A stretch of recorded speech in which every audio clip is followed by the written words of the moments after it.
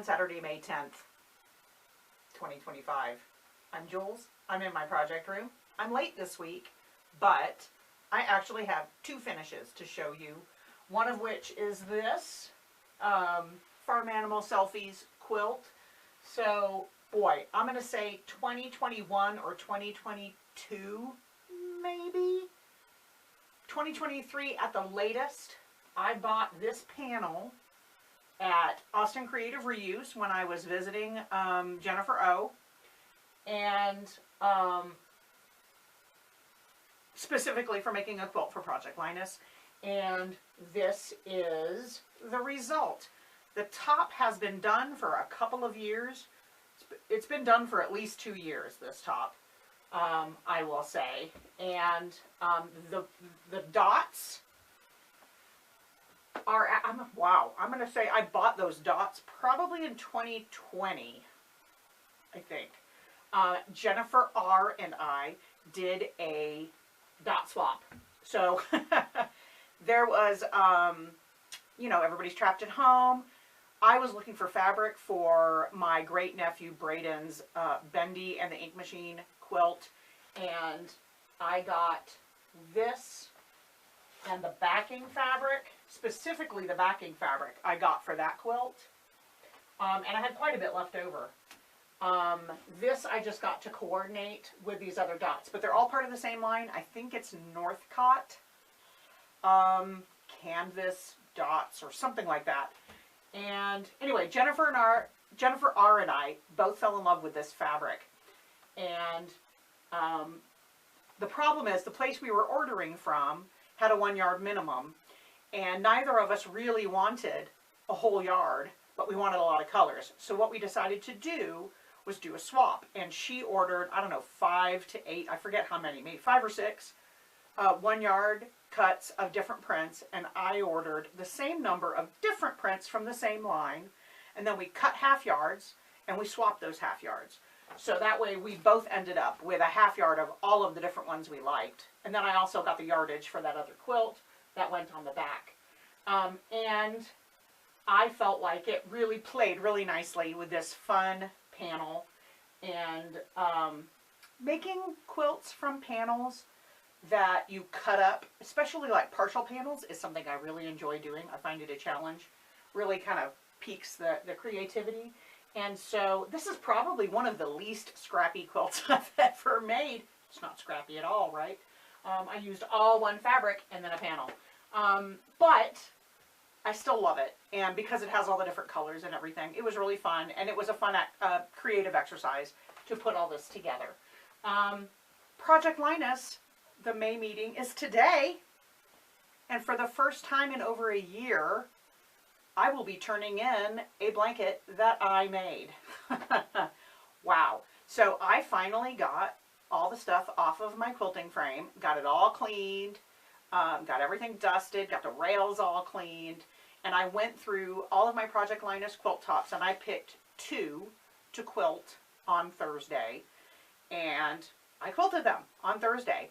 And then I chose a binding that would work for both. And this was a fabric that a lovely customer of mine, Ruth, gave me when she was getting rid of some stuff that was left over from previous quilts. She was cleaning out her stash. And she knows that I make a lot of charity quilts. And so she gave me, this was like, I had enough to cut 9 strips, 2.5-inch strips. And according to that, you know, magic app, the Robert Kaufman app that tells you how much binding you need, I needed 9 strips to do both of these quilts. So that worked out perfectly. And I actually ended up with like 3 extra strips or something. So it was way off, but that's okay. I'd rather have extra than be short. I love how the blue really pops with the blue. You know, there's so much purple in here and browns in these blocks and greens that I really loved the pop of blue on the outside. As far as quilting this goes, I started out trying to do matchstick quilting for the first time. I was using a pale yellow thread in both the needle and the bobbin, and that lasted 2 rows, but I have a Moxie, and there is no electromagnetic channel lock available for the Moxie by Handy Quilter. And from what I can tell, after all the questions I've asked, there never will be. So my choice for doing something like matchstick quilting is using their rudimentary crappy ring things that just sit over the wheels, which suck. They do work, but it's very time consuming, and you have to be kind of a contortionist to get in there and change them out. I turned it into slight waves, and I forget what I was calling it on Thursday. I called it some sort of like irregular matchsticks or something like that, wavy matchsticks. I don't know. It's really not matchstick quilting, but it imitates that except in waves. I have done waves a lot where I try to put the row beneath it kind of opposite to the row above. This time I tried to really kind of trace that same angle and where the curve was to really make it feel more like a matchstick quilt, only with curves. I really love how this turned out, and I did it so fast. In fact, I got, the other quilt is very small, and I'll show you that in a second, but I got both of them done, and I got to here before my single bobbin that I wound ran out. Oh, it's so close.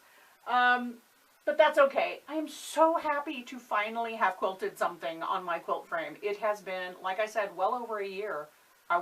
The last thing I quilted on my frame was, I believe, by swap that I was sending to Rainey for the Talk to Me Tuesday swap early last year. The back is, again, I showed you the back. The back is just this same print, but in black, gray, and gold on a cream.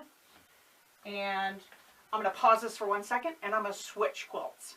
Okay, and here is quilt number 2 that I finished on Thursday. I actually bound these yesterday evening, and again, you can see I used that exact same blue on the edge. This is really what made me choose that blue, but then when I realized it coordinated well with the other one, I decided to do them both. I love doing that when I'm doing multiple quilts, especially charity quilts, because I can make one big roll of binding and then just use it until I run out. So I like doing that. It really brings this blue out. I liked that. This is so heavy in orange and yellow and green. This one was the first one I quilted. I decided to start with a smaller one.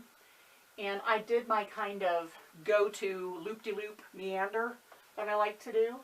And y'all, this was so amazing. I took the time to clean the frame carefully, clean the rails, clean all the wheels on the machine. I loaded in the thread and the bobbin, the needle thread and the bobbin. I did not have a single tension issue from the get-go, which was good because I didn't have enough backing to really test it, so I just started quilting and just fingers crossed, right? No problems. So it worked out perfectly. It felt really good to do this again, and it was so fun. I do love the loop-de-loop, but it was nice to branch out with that kind of wavy thing and do them closer together like that. And so I'm going to start trying to experiment a little more and get more practice quilting. Now that I'm going to start quilting again, I have so many quilts to practice on, that will not be a problem. This particular fabric, the orange and yellow elephants on black, someone donated this to Project Linus years ago, many years ago, and I've already made a couple of quilts from it. It was like they had used it to make pajamas, I think, or kids' clothes. And so what they donated was the leftovers, and I basically got out my AccuQuilt and cut from those pieces the biggest pieces I could cut from each remnant, and that's where these came from. And these right here, these fun prints, not this one, these fun florals that look very like Brady Bunchy, those actually came from a charm pack I bought at Big Lots probably over 10 years ago. So this top has been done, I think, I'm going to say at least 3 years this top has been done. Maybe 4. On the back, I just have a little piece of flannel with the fabric that I didn't even have to piece that was also donated to Project Linus. And so that worked out perfectly. I love how the quilting looks. I really love I don't know if you can see it there, but I'll take a photo. I really love how you can see the quilting really pop on that flannel.